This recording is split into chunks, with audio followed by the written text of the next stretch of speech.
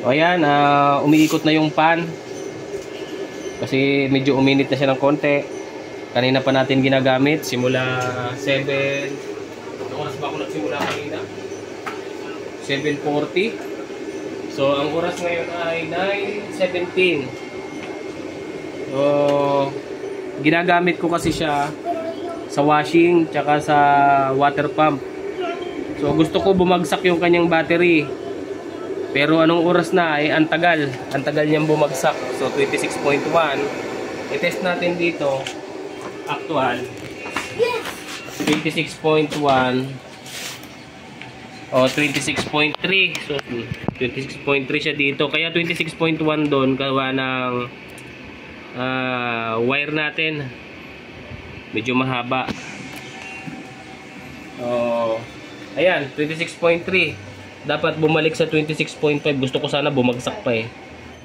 So mamaya-maya ko na siguro bubuhayin yung panel. Hindi ko kasi binubuhay yung panel.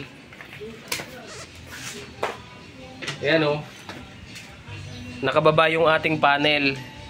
Kung makikita nyo dito, wala pa yung icon ng panel. Eh kasi gusto ko bumagsak yung battery. Eh medyo makunat talaga pababain yung battery LiPo4. Yung ganitong battery, LiPo4 Gentile, no? Yan. Makunat siya. Mahirap siyang ilobat. Ulitin natin.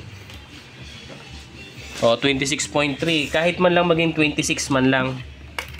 Okay, gamitin pa uli natin. So yung continuous na ginagamit, yung electric fan lang. Kasi puno na yung mga tubig natin. Pinatay na natin yung water pump. So ito na lang yung ating pinagagana.